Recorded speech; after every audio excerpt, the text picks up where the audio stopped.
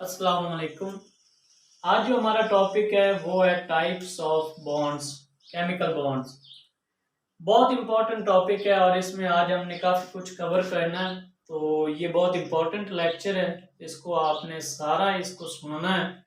उम्मीद है आपके बहुत सारे जो कंसेप्ट्स हैं, बेसिक कंसेप्ट्स हैं जो आपको बॉन्ड्स के बारे में नहीं पता, वो आज क्लियर हो जाएं। तो बॉन्ड, पहली बात तो ये है कि बॉन्ड क्या होता है, वो हमने पहले भी पढ़ा था कि बॉन्ड क्या है। ये वो फोर्स है जो दो या दो से ज्यादा एटम्स को आपस में मिलाती है। एटम्स को आपस में क्या करती है? कंबाइन करती है, मिलाती है, जोड़ती है। कोई मॉलिक्यूल है आपके पास, फॉर एग्जांपल ये ए है, ये बी, दो एटम है। अब इन्होंने मिलकर मॉलिक्यूल बनाना है, हमने पढ़ा था। और मॉलिक्यूल बनाने के लिए इनको एक फोर्स चाहिए जो आपस में जोड़ेगी। उस फोर्स को हम क्या कहेंगे? बॉन्ड कहेंगे। वो फोर्स जो दो एटम, दो या दो से ज्यादा एटम्स को आपस में मिलाती है एक मॉलिक्यूल के अंदर, उसको हम क्या कहते हैं? बॉन्ड कहते हैं। अब बॉन्ड आपके पास तीन चार तरह के होते हैं। अब हम इसको एक साइड से सारे पढ़ते हैं। पहला जो आपके पास बॉन्ड होता है ना, वो होता है आयोनिक बॉन्ड। अब आयोनिक बॉन्ड क्या है? ठीक है, अब आयोनिक बॉन्ड बहुत इजी सा आज आपको समझ लग जाएगी। पेरियोडिक टेबल के अंदर आपने पढ़ा होगा कि पेरियोडिक टेबल के अंदर जो पीरियड है वो 7 है और ग्रुप कितने? 18 है। हॉरिजॉन्टल रोज को पीरियड कहते हैं और वर्टिकल कॉलम्स को क्या कहते हैं? ग्रुप्स कहते हैं। अब 18 ग्रुप्स हैं पेरियोडिक टेबल में। जो ग्रुप 1 और 2 के एलिमेंट्स हैं, ग्रुप 1 और 2 के एलिमेंट्स, ये मेटल्स हैं। ये क्या है? मेटल्स। ये सिंपल सा एक मेथड मैं बता रहा हूं, आयोनिक बॉन्ड आपको नहीं भूलेगा कि ग्रुप 1 और 2 के जो एलिमेंट्स हैं ये क्या है? मेटल्स हैं। और मेटल की प्रॉपर्टी होती है, मेटल की खसूसियत होती है कि ये इलेक्ट्रॉन डोनेट करते हैं, इलेक्ट्रॉन देते हैं। ये इलेक्ट्रॉन क्या करते हैं? देते हैं। आपने कहना है कि ग्रुप 1 और 2 के एलिमेंट्स मेटल्स हैं और इनकी प्रॉपर्टी होती है, क्योंकि ये इलेक्ट्रोपॉजिटिव है, ये एटम देते हैं, इन पे पॉजिटिव चार्ज आ जाता है, मेटल कटायन बन जाते हैं। ये मेटल्स हैं और इनकी प्रॉपर्टी है कि ये इलेक्ट्रॉन क्या करते हैं? डोनेट करते हैं। अब दूसरी तरफ जो ग्रुप 15 और 17, इसके जो एलिमेंट्स है ना, ये नॉन मेटल्स हैं। ये क्या है? Non metals. अब इनकी प्रॉपर्टी क्या है? इनकी प्रॉपर्टी ये है, इनकी खसूसियत ये है कि ये इलेक्ट्रॉन एक्सेप्ट करते हैं। ये क्या करते हैं? इलेक्ट्रॉन एक्सेप्ट करते हैं, ले लेते हैं। अब ग्रुप 1 और 2 के एलिमेंट मेटल हैं और इनकी प्रॉपर्टी इलेक्ट्रॉन डोनेट करते हैं, और ग्रुप 15 और 17 के एलिमेंट नॉन मेटल हैं, इनकी प्रॉपर्टी क्या है कि ये इलेक्ट्रॉन एक्सेप्ट करते हैं। अच्छा, ये तो बातें होगी क्लियर। अब जब मेटल और नॉन मेटल आपस में रिएक्ट करते हैं, जब मेटल और नॉन मेटल आपस में क्या करते हैं? रिएक्ट करते हैं, तो क्या होता है कि मेटल इलेक्ट्रॉन दे देता है, नॉन मेटल इलेक्ट्रॉन ले लेता है और एक बॉन्ड बनाते हैं जिसको क्या कहते हैं? आयोनिक बॉन्ड कहते हैं। ये चीज उम्मीद है आपको क्लियर होगी। फिर समझ लें, ग्रुप 1 और 2 के एलिमेंट्स क्या है? मेटल्स हैं, इनकी प्रॉपर्टी इलेक्ट्रॉन डोनेट करते हैं, देते हैं। ग्रुप 15 17 के एलिमेंट नॉन मेटल है, इनकी प्रॉपर्टी क्या है कि इलेक्ट्रॉन एक्सेप्ट करते हैं। मेटल और नॉन मेटल जब आपस में रिएक्ट करते हैं तो मेटल इलेक्ट्रॉन दे देता है, नॉन मेटल इलेक्ट्रॉन ले लेता है और एक बॉन्ड बनाते हैं जिसको क्या कहते हैं? आयोनिक बॉन्ड कहते हैं। अब आपको डेफिनेशन इसकी समझ लगेगी कि आयोनिक बॉन्ड की डेफिनेशन क्या है। आयोनिक बॉन्ड, अब इस बॉन्ड को हम ये कह सकते हैं कि ये वो बॉन्ड है जो इलेक्ट्रॉन के ट्रांसफर की वजह से बनता है, complete transfer of electron. Electron की मुकम्मल मुंतकली की वजह से जो बॉन्ड बनता है उसको हम क्या कहते हैं? आयोनिक बॉन्ड कहते हैं। ठीक है, ये बात तो होगी क्लियर कि वो बॉन्ड जो इलेक्ट्रॉन के ट्रांसफर की वजह से बनता है उसको हम क्या कहते हैं? आयोनिक बॉन्ड कहते हैं। अब इसकी एग्जांपल देखें, सोडियम है, ये ग्रुप 1 का है, ये आपको पता है, ये ग्रुप 1 में है, थर्ड जो एलिमेंट है ना उस रो में वो सोडियम है। अब सोडियम क्या है? मेटल है।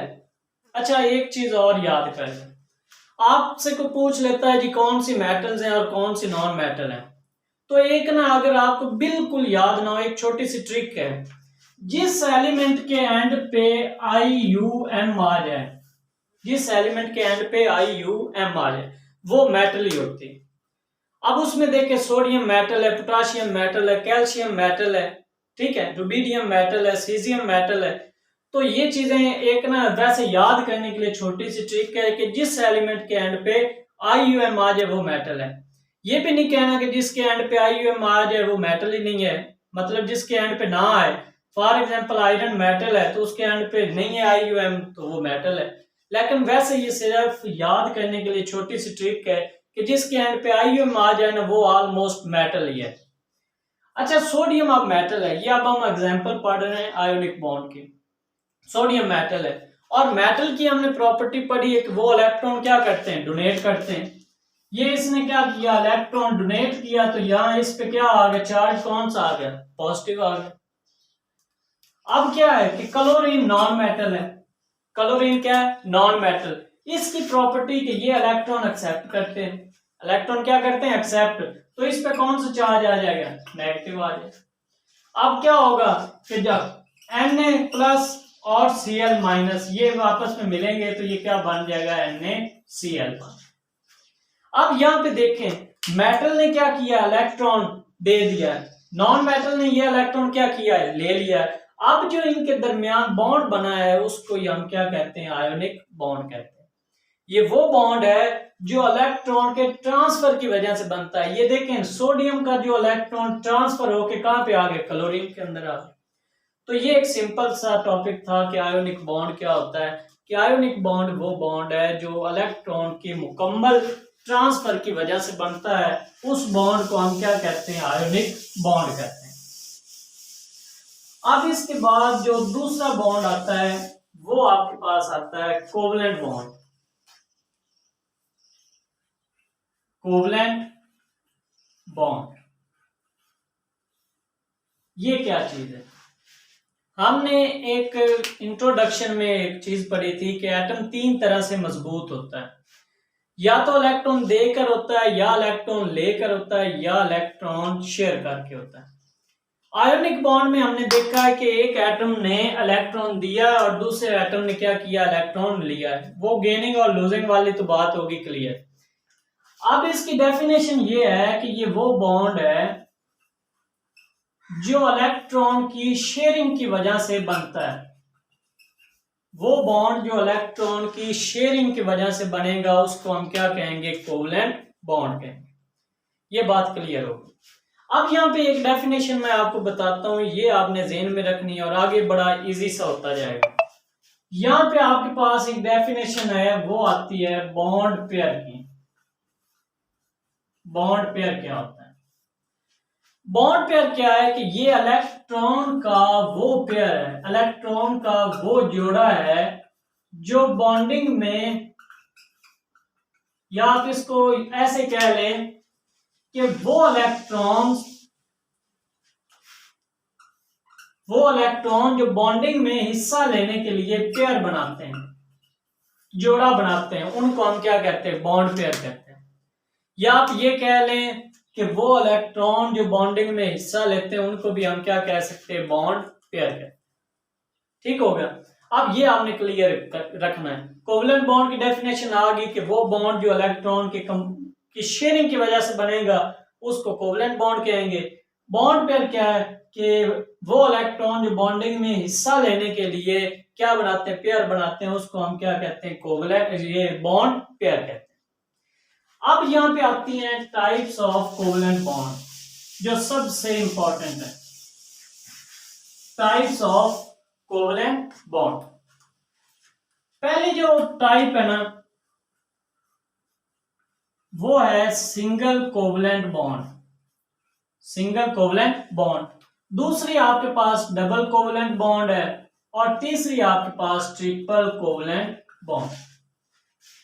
देखें for example single covalent bond को आप कैसे डिफाइन करेंगे। बॉन्ड पेयर को आपने ज़हन में रखना, वो क्या था कि वो इलेक्ट्रॉन जो बॉन्डिंग में हिस्सा लेने के लिए क्या बनाते हैं, पेयर बनाते हैं। अगर दो एटम, ये दो एटम है, अगर दो एटम एक एक इलेक्ट्रॉन शेयर करते हैं, एक इलेक्ट्रॉन ये शेयर करता है, एक ये शेयर करता है, तो इनके दरमियान एक बॉन्ड पेयर बनता है। इलेक्ट्रॉन का जोड़ा एक ही है ना। जब दो एटम एक एक इलेक्ट्रॉन शेयर करते हैं तो एक बॉन्ड पेयर बनता है। इसके नतीजे में जो बॉन्ड बनेगा उसको हम क्या कहेंगे, सिंगल कोवलेंट बॉन्ड कहेंगे, और इसको सिंगल लाइन से जाहिर करें। अब इसकी एग्जांपल हम कैसे दे सकते हैं, हाइड्रोजन। हाइड्रोजन के अंदर सिंगल कोवलेंट बॉन्ड होता है, ये देखें ये सिंगल कोवलेंट बॉन्ड। अब देखिए इसको मैं जरा आपको समझा देता हूं, ये सिंगल कोवलेंट बॉन्ड बना क्यों है, इसको आप समझें। आपके पास दो हाइड्रोजन एटम है, ये सिंगल कोवलेंट बॉन्ड, ये तो हमने पढ़ लिया कि अगर दो एटम एक एक इलेक्ट्रॉन देंगे, शेयर करेंगे, तो एक बॉन्ड पेयर बनेगा, उसके नतीजे में जो बॉन्ड बनेगा उसको सिंगल कोवलेंट बॉन्ड कहेंगे। अब देखें ये दो हाइड्रोजन है, ये दोनों आपस में, ये कहीं आपस में मिले। अब इन दोनों के पास एक एक इलेक्ट्रॉन, ये दोनों स्टेबल हैं, नहीं स्टेबल है, क्योंकि स्टेबल वही है जिसका या तो डुप्लेट रूल मुकम्मल है या ऑक्टेट रूल मुकम्मल है। अब ये दोनों क्या है, अनस्टेबल है, जिसके वैलेंस शेल में 2 या 8 इलेक्ट्रॉन वही स्टेबल होता है। अब इन दोनों की हो गई है मुलाकात कहीं। अब इन्होंने क्या कहा, इन्होंने कहा कि यार आप भी अनस्टेबल हो, मैं भी अनस्टेबल हूं, तो हम करें क्या, दरमियान में कोई रास्ता निकालते हैं। ये बेचारा बड़ा कमजोर से है, एलिमेंट है, बाकी सारे ताकतवर हैं, तो इन्होंने कहा कि चलो आपस में सुलह करते हैं और इसको हम ना क्या करते हैं, आपस में शेयरिंग करते हैं। अब इन्होंने क्या किया, इसने कहा कि यार ना आप ऐसे करो कि आप ये अपना इलेक्ट्रॉन इधर दे दो। जब इसने दिया, इसने इसको कहा कि जनाब मैंने तो अपना वादा पूरा किया, अब आप अपना इलेक्ट्रॉन दे दो। ये इलेक्ट्रॉन इसने दे दिया। अब ये हाइड्रोजन भी इधर आ गए। अब आपको पहले भी बताया, जहां पे दो इलेक्ट्रॉन आ जाए वहां पे एक बॉन्ड बन जाता है, वहां पे क्या हो जाता है, एक बॉन्ड बन जाता है। अब ये जब इनके दरमियान बना ना बॉन्ड, तो अब ये बड़े डॉन बन गए। अब ये H2 एक मॉलिक्यूल की शक्ल में आ गए और ये क्या हुआ है कि इनके दरमियान सिंगल कोवलेंट बॉन्ड बन गया। अब ये दोनों काफी हद तक मजबूत है, इनको किसी का कोई डर नहीं, ठीक है। तो इस तरह ये आपके पास सिंगल कोवलेंट बॉन्ड बनता है। अब दूसरा आपके पास आता है double covalent bond. Double covalent bond कैसे बनेगा, ये है जी डबल कोवलेंट बॉन्ड। डबल में जब दो एटम दो दो इलेक्ट्रॉन शेयर करेंगे, कितने कितने इलेक्ट्रॉन, दो दो, तो कितने बॉन्ड पेयर बनेंगे, दो। उसके नतीजे में जो बॉन्ड बनेगा उसको क्या कहेंगे, डबल कोवलेंट बॉन्ड। इसको डबल लाइन से जाहिर करते हैं और इसकी एग्जांपल है ऑक्सीजन। ऑक्सीजन के अंदर कौन सा बॉन्ड होता है, डबल कोवलेंट बॉन्ड होता है। तो ये चीज है कि डबल कोवलेंट बॉन्ड क्या है कि जब दो एटम दो दो इलेक्ट्रॉन शेयर करेंगे तो क्या होगा कि उनके दरमियान दो बॉन्ड पेयर बनेंगे, और जब दो बॉन्ड पेयर बनेंगे तो कितने बॉन्ड, डबल कोवलेंट बॉन्ड बनेंगे। आपको मैंने बताया जहां पे एक बॉन्ड पेयर आ जाए वहां पे एक बॉन्ड बन जाता है। दो बॉन्ड पेयर है तो कितने बॉन्ड बन गए, दो बन गए। तो ये है आपके पास डबल कोवलेंट बॉन्ड। अब तीसरा आपके पास ट्रिपल कोवलेंट बॉन्ड, वो भी बिल्कुल सेम कि ये दो एटम है। अब दोनों एटम ने क्या किया, तीन तीन इलेक्ट्रॉन शेयर किए, कितने कितने, तीन तीन। अब जब इन्होंने तीन तीन इलेक्ट्रॉन शेयर किए तो कितने बॉन्ड पेयर बने, तीन। अब इसके नतीजे में जो बॉन्ड बना उसको क्या कहेंगे, ट्रिपल कोवलेंट बॉन्ड कहेंगे। और ये जो ट्रिपल कोवलेंट बॉन्ड है इसको ट्रिपल लाइन से जाहिर करते हैं, और इसकी एग्जांपल नाइट्रोजन है। नाइट्रोजन के अंदर ट्रिपल कोवलेंट बॉन्ड। तो ये आपके पास टाइप्स ऑफ कोवलेंट बॉन्ड है, single covalent bond, double covalent bond और ट्रिपल कोवलेंट बॉन्ड।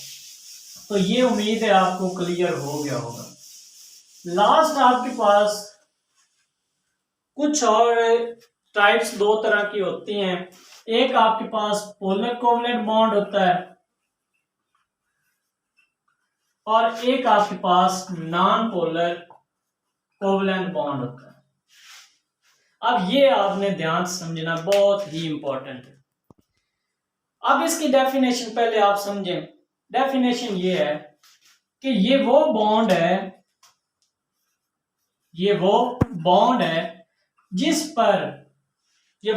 जिसमें बॉन्ड पेयर पर दोनों एटम की जो अट्रैक्शन है, दोनों एटम की अट्रैक्शन वो अनइक्वल होती, गैर मुसावी होती। दोनों एटम की जो अट्रैक्शन बॉन्ड पेयर पर है वो क्या होती है, अनइक्वल होती है। उसको हम क्या कहते हैं, पोलर कोवलेंट बॉन्ड। अब ये एग्जांपल से आपको समझ लगेगी। एक चीज होती है इलेक्ट्रोनेगेटिविटी, ये भी है, आगे टॉपिक बनाएंगे इंशाल्लाह। इलेक्ट्रोनेगेटिविटी क्या होता है, किसी एटम की इलेक्ट्रॉन को खींचने की जो सलाहियत होती है उसको हम इलेक्ट्रोनेगेटिविटी कहते हैं। ये एटम है, यहाँ पे कोई इलेक्ट्रॉन पड़ा है, ये इसको अपनी तरफ जो खींचता है, हालांकि होता तो शेयर्ड पेयर ऑफ इलेक्ट्रॉन को अपनी तरफ खींचने की जो सलाहियत है उसको इलेक्ट्रोनेगेटिविटी कहते हैं। सिंपल समझने के लिए ये कि इलेक्ट्रॉन को अपनी तरफ खींचने की जो सलाहियत है उसको क्या कहते हैं, इलेक्ट्रोनेगेटिविटी। अब हमने पोलर कोवलेंट बॉन्ड की डेफिनेशन ये पढ़ी है कि ये वो बॉन्ड है जिसमें बॉन्ड पेयर पर दोनों एटम की अट्रैक्शन क्या होती है, अनइक्वल। अब इलेक्ट्रोनेगेटिविटी पीरियोडिक टेबल में जितने भी एलिमेंट्स हैं ना, सबसे ज्यादा फ्लोरीन की, और वो 4 है। हाइड्रोजन बेचारे की बहुत कम समझ लें उसके मुकाबले में। अब हाइड्रोजन की कम है। अब क्या हुआ कि यहाँ पे हाइड्रोजन है, घूम रहा था, यहाँ पे फ्लोरीन भी इधर से आ गया, ठीक है। हाइड्रोजन के पास कितने इलेक्ट्रॉन है, 1 है, ठीक है। फ्लोरीन के पास कितने हैं, 7 है,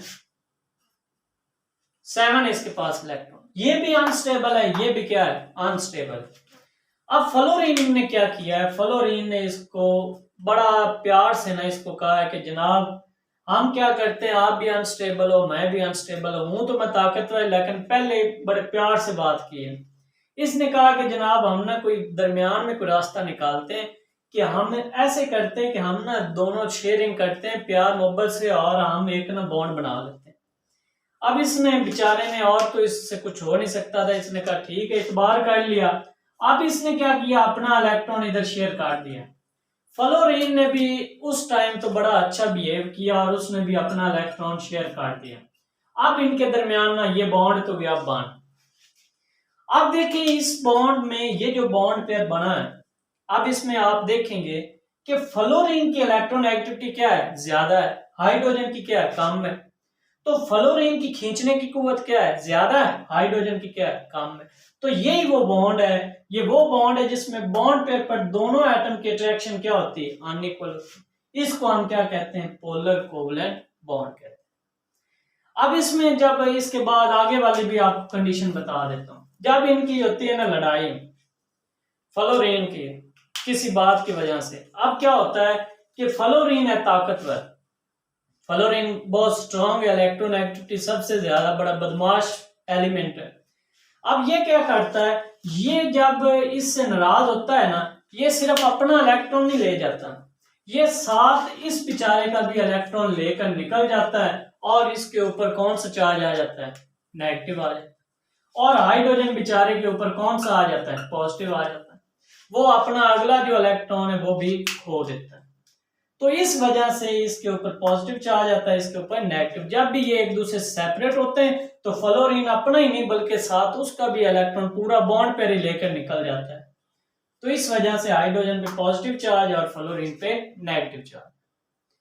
अब लास्ट आपके पास है नॉन पोलर। ये वो बॉन्ड है जिसमें बॉन्ड पेयर पर दोनों एटम की जो अट्रैक्शन है वो इक्वल होती है। वो क्या होती है, इक्वल होती है। अब इसमें आप देखें, इसमें आप ये कह सकते हैं कि दो हाइड्रोजन एटम है, इसकी आप एग्जांपल कैसे कर सकते हैं। इसके एग्जांपल में आप ये समझ लें कि ये दो हाइड्रोजन एटम है, इसके पास भी एक इलेक्ट्रॉन है, इसके पास भी एक इलेक्ट्रॉन। अब ये दोनों अनस्टेबल हैं। अब इन्होंने स्टेबल होना है तो ये क्या करेंगे, ये भी एक दूसरे से मशवरा करके ये कहेगा यार आप अपना इलेक्ट्रॉन दे दो, ये अपना इलेक्ट्रॉन दे देगा, ये आपस में बॉन्ड बना देगा। अब ये नॉन पोलर कोवलेंट बॉन्ड है। अब इसमें दोनों की ताकत सेम है, दोनों के इलेक्ट्रॉन एक्टिविटी सेम है, कभी ये एक दूसरे को धोखा नहीं देंगे। अब ये वो बॉन्ड है जिसमें बॉन्ड पेयर पर दोनों एटम की जो अट्रैक्शन है वो क्या है, इक्वल है, सेम है। तो ये क्या है, नॉन पोलर कोवलेंट बॉन्ड। इसी तरह अगर ऑक्सीजन आपस में मिलेंगे तो वो भी क्या करेंगे, उनकी भी जो इलेक्ट्रॉन एक्टिविटी वो क्या होगी, सेम होगी, वो भी पोलर बॉन्ड, ये नॉन पोलर बनेगा। नाइट्रोजन भी क्या होगा, नॉन पोलर बनेगा, क्योंकि उनकी जो इलेक्ट्रॉन एक्टिविटी वो सेम होगी। बॉन्ड पेयर पर दोनों एटम की अट्रैक्शन क्या होगी, सेम होगी। तो ये आज का हमारा टॉपिक था, टाइप्स ऑफ बॉन्ड्स। उम्मीद है ये आपको समझ लग गया होगा। फिर भी कोई अगर आपको मुश्किल हो, इसमें कोई भी कंसेप्ट ना आपका क्लियर हुआ हो, तो वो आपने ज़रूर पूछना है। तो थैंक्स फॉर वॉचिंग एंड अल्लाह हाफ़िज़।